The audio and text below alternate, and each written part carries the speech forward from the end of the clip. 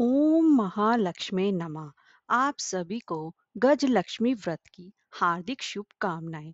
दोस्तों, धर्म शास्त्रों के अनुसार भाद्रपद शुक्ल अष्टमी से लेकर अश्विन कृष्ण अष्टमी तक हाथी पर सवार माँ लक्ष्मी देवी गज लक्ष्मी की पूजा अर्चना की जाती है। इनकी पूजा से अच्छी सेहत तथा सुखी जीवन की कामना पूर्ण होती है। 16 दिनों तक इस चलने वाले व्रत में व्रत कथा भी सुनी जाती है। और यह व्रत 22 सितंबर 2023 से प्रारंभ हो चुका था। आज 6 अक्टूबर के दिन इसका समापन है। और इसके साथ साथ आज के दिन गज लक्ष्मी व्रत कथा सुनने का भी विधान है। तो दोस्तों, आज मैं आपको इस वीडियो में गज लक्ष्मी व्रत कथा श्रवण करवा रही हूँ। अगर आपको हमारी ये वीडियो अच्छी लगी हो तो लाइक और शेयर अवश्य करें। पौराणिक काल के समय एक समय महर्षि श्री वेद व्यास जी हस्तिनापुर गए और उनका आगमन सुनते ही महाराज धृतराष्ट्र उनको आदर सहित राजमहल में ले गए। वहां पर स्वर्ण सिंहासन पर विराजमान कर उनका पूजन अर्चन किया। श्री व्यास जी से माता कुंती तथा गंधारी जी ने हाथ जोड़कर प्रश्न किया, हे महामुनि, आप त्रिकालदर्शी हैं। अंतः आपसे हमारी प्रार्थना है कि आप हमको कोई ऐसा सरल व्रत तथा पूजन बताएं जिससे हमारा राज्य लक्ष्मी, सुख संपत्ति, पुत्र पौत्र आदि और परिवार हमेशा सुखी रहे। तब इतना सुनकर श्री वेद व्यासी कहने लगे, हम एक ऐसे व्रत का पूजन व वर्णन कहते हैं जिससे कि सदा ही लक्ष्मी जी का निवास होकर सुख समृद्धि की वृद्धि होती है। यह श्री महालक्ष्मी जी का ही व्रत है। इसे गज लक्ष्मी व्रत भी कहा जाता है, जिसे कि प्रति वर्ष आश्विन कृष्ण अष्टमी को विधि विधान से किया जाता है। हे महामुनि, इस व्रत की विधि हमें विस्तार पूर्वक बताने की कृपा कीजिए। तब वेद व्यास जी बोले, हे देवी, यह व्रत भाद्रपद शुक्ल अष्टमी से आरंभ किया जाता है और इस दिन स्नान करके 16 सूत के धागों का डोरा बनाएं, उसमें 16 गांठ लगाएं, हल्दी से उसको पीला करें। प्रतिदिन 16 दूब व 16 गेहूं इस डोरे को चढ़ाने चाहिए। फिर अश्विन कृष्ण अष्टमी के दिन उपवास रखकर मिट्टी के हाथी पर श्री महालक्ष्मी जी की प्रतिमा स्थापित कर उनका विधि पूर्वक पूजन अर्चन करना चाहिए।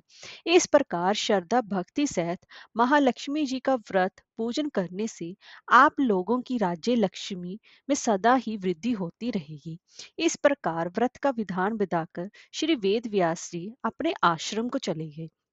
इधर समय अनुसार जब भाद्रपद शुक्ल अष्टमी से गंधारी तथा कुंती ने अपने अपने महलों में नगर की स्त्रियों सहित व्रत का प्रारंभ कर दिया। इस प्रकार 15 दिन बीत गए। जब 16वें दिन आश्विन कृष्ण अष्टमी के दिन गंधारी ने नगर की सभी प्रतिष्ठित महिलाओं को पूजन के लिए अपने महल में बुला लिया।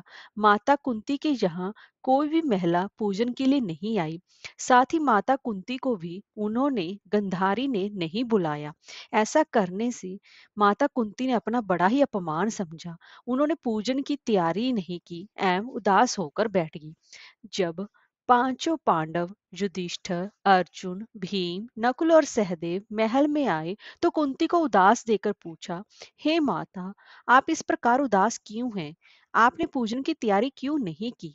तब माता कुंती ने कहा, हे पुत्र, आज महालक्ष्मी जी के व्रत का उत्सव गंधारी के महल में मनाया जा रहा है। उन्होंने नगर की समस्त महिलाओं को बुलाया है और उसके 100 पुत्रों ने मिट्टी का एक विशाल हाथी बनाया, जिस कारण सभी महिलाएं उस बड़े हाथी का पूजन करने के लिए गंधारी के यहाँ चली गई हैं, लेकिन मेरे यहाँ कोई भी नहीं आया। यह सुनकर अर्जुन ने कहा, हे माता, आप पूजन की तैयारी करें और नगर में बुलावा लगवा दें कि हमारे यहाँ स्वर्ग के एरावत हाथी का पूजन होगा। इधर माता कुंती ने पूरे नगर में ढिंडोरा पिटवा दिया और पूजा की विशाल तैयारी होने लगी। उधर अर्जुन ने बाण के द्वारा स्वर्ग से रावत हाथी को बुला लिया। इधर सारे नगर में शोर मच गया कि कुंती के महल में स्वर्ग से इंद्र का एरावत हाथी पृथ्वी पर उतरकर पूजा जाएगा। इस समाचार को सुनकर नगर के सभी नर नारी, बालक व वृद्धों की भीड़ इकट्ठी होने लगी। उधर गंधारी के महल में हलचल मच गई। वहां एकत्र हुई सभी महिलाएं अपनी अपनी थालियां लेकर कुंती के महल की ओर जाने लगी। देखते ही देखते कुंती का सारा महल पूरा भर गया। माता कुंती ने एरावत को खड़ा करने हेतु अनेक रंगों के चौक पुरवाकर वहां पर नवीन रेशमी वस्त्र बिछवा दिए। नगरवासी स्वागत की तैयारियों में फूल माला अबीर गुलाल केसर हाथों में लिए हुए वहां पर पंक्तिबद्ध होकर खड़े थे। जो स्वर्ग से एरावत हाथी पृथ्वी पर उतरने लगा तो उसके आभूषणों की ध्वनि गूंजने लगी। एरावत के दर्शन होते ही जय जयकार के नारे लगने लगे। तब सायंकाल के समय इंद्र का भेजा हुआ हाथी एरावत माता कुंती के भवन में चौक में उतर आया। तब सर्व नर नारियों ने पुष्पमाला अबीर गुलाल केसर आदि सुगंधित पदार्थ चढ़ाकर उसका स्वागत किया। राज्य पुरोहित द्वारा एरावत पर महालक्ष्मी जी की मूर्ति स्थापित करके वेद मंत्र उच्चारण द्वारा पूजन किया गया। पूरे सभी नगर वासियों ने महालक्ष्मी जी का पूजन अर्चन किया।